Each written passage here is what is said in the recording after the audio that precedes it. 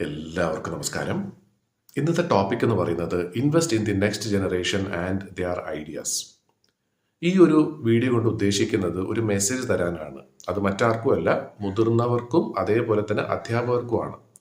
നമ്മുടെ കുട്ടികൾ പറയുന്ന കാര്യങ്ങൾ എത്രത്തോളം നമ്മൾ കേൾക്കാറുണ്ട്? ഈ ചോദ്യം നമ്മളോട് തന്നെ നമ്മൾ ചോദിക്കുക. അവർ പറയുന്ന കാര്യങ്ങൾ ഒരുപക്ഷെ നമ്മൾ കേൾക്കുന്നതായിട്ട് കാണിക്കുന്നുണ്ടാകും, പക്ഷേ എത്രത്തോളം നമ്മൾ ശ്രദ്ധിക്കാറുണ്ട്? അവർ പറയുന്ന ആശയങ്ങൾക്ക് എന്ത് വില നമ്മൾ കൊടുക്കാറുണ്ട്?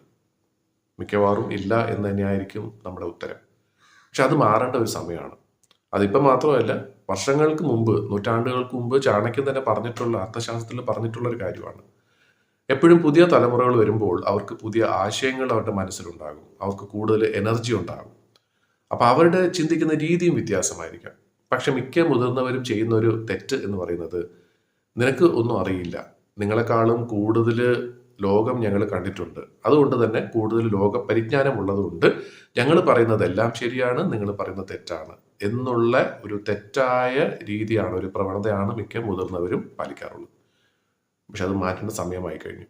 തീർച്ചയായിട്ടും ഇന്നത്തെ കാലത്ത് വളരെയധികം പ്രസക്തിയുള്ള ഒരു കാര്യമാണ്. ഇപ്പം ചെറിയ കുട്ടികൾ പറയുന്ന കാര്യങ്ങൾ എല്ലാം അപ്പാടെ സ്വീകരിക്കണം എന്ന് നിർബന്ധമില്ല. ഒരുപക്ഷെ എന്താ പറയുന്നത്, മാനുഷിക മൂല്യങ്ങൾക്കെതിരായുള്ള കാര്യങ്ങളാണെന്നുണ്ടെങ്കിൽ തീർച്ചയായിട്ടും അത് പറഞ്ഞ് അവരെ തിരുത്തന്നെ വേണം. പക്ഷെ എല്ലാ കാര്യങ്ങളും നമ്മൾ പറയുന്ന രീതിയിൽ തന്നെ ചെയ്യണം.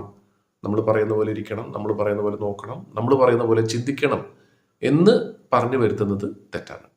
അപ്പോൾ തീർച്ചയായിട്ടും അവർക്കും ഒരു സ്ഥാനം കൊടുക്കണം, അവർക്കും വളരാനുള്ള അവസരം നമ്മൾ ഉണ്ടാക്കി കൊടുക്കുകയും വേണം. അത് മാത്രമല്ല, നമുക്കും ഒരുപക്ഷെ ഇത്രയും വർഷം നമ്മൾ ഈ ലോകത്ത് ജീവിച്ചിട്ടും മനസ്സിലാകാൻ വിട്ടുപോയ ചില കാര്യങ്ങൾ ചിലപ്പോൾ ചെറിയ കുട്ടികളിൽ നിന്നുമായിരിക്കും നമുക്ക് പഠിക്കാനുള്ള ഒരു അവസരം കിട്ടുക. അപ്പം ഒരു തുറന്ന മനസ്സോടുകൂടി, അത് ചെറിയവരാണെങ്കിലും മുതിർന്നവരാണെങ്കിലും, തീർച്ചയായിട്ടും നമുക്ക് മുന്നിൽ വരുന്ന ഏതൊരു വ്യക്തിയെയും പൂർണ്ണമായിട്ട് നമുക്ക് ശ്രമിക്കാം.